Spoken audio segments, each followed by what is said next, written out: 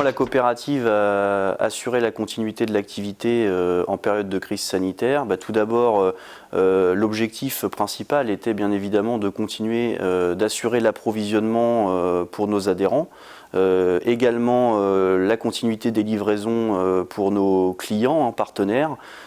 C'était vraiment l'objectif premier, et derrière cela, toute une organisation s'est mise en place. Les personnes de terrain sont restées au contact en respectant bien évidemment les gestes barrières pour assurer la sécurité des adhérents et leur sécurité à eux. Il a fallu également mettre en place le télétravail, puisqu'il était très peu pratiqué chez CVPI. Donc la totalité du personnel du siège a pu découvrir le télétravail sous la forme, pour le premier confinement, d'un modèle où on était 100% télétravail, et progressivement nous sommes revenus sur un système une journée par semaine qui d'ailleurs perdure après cette crise et qui a l'air de plutôt satisfaire les personnes bien évidemment volontaires qui le pratiquent.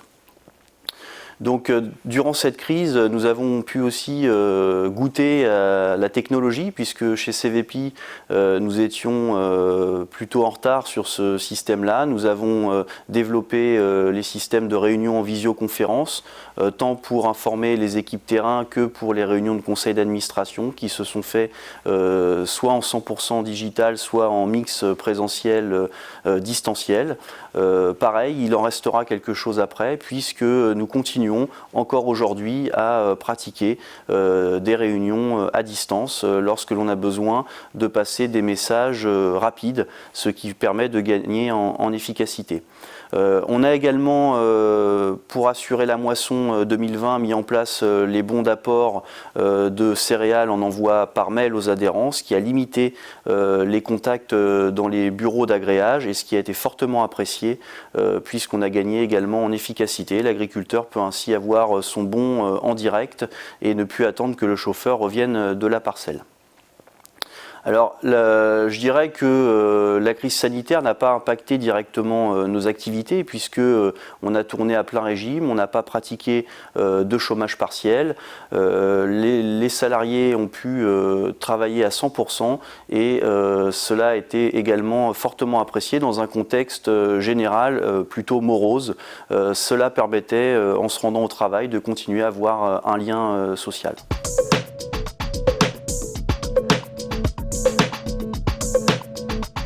Alors l'après-crise sanitaire pour CVPI est marquée, comme pour beaucoup, par la reprise économique forte. Impact positif direct est l'envolée des cours des matières premières agricoles et c'est plutôt une bonne chose pour nos adhérents qui ont bien besoin de prix rémunérateurs après des années compliquées et des trésoreries mises à mal. Alors il est vrai que les productions et les qualités ont été moins bonnes cette année. On espère que les prix compenseront et ramèneront un produit hectare meilleur pour nos adhérents.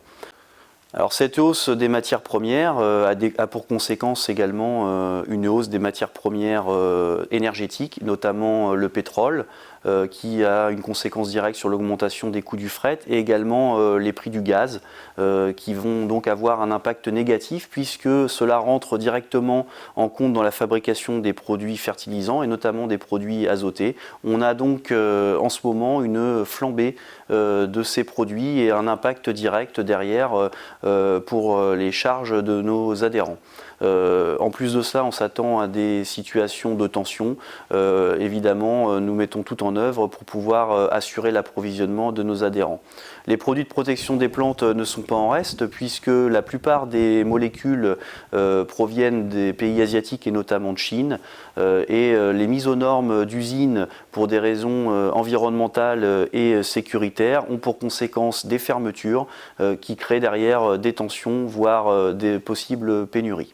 Alors l'objectif pour CVPI dans cette après-crise reste bien évidemment d'assurer l'approvisionnement de ses adhérents, de poursuivre et de continuer à approvisionner nos clients partenaires et donc ainsi participer à la souveraineté alimentaire.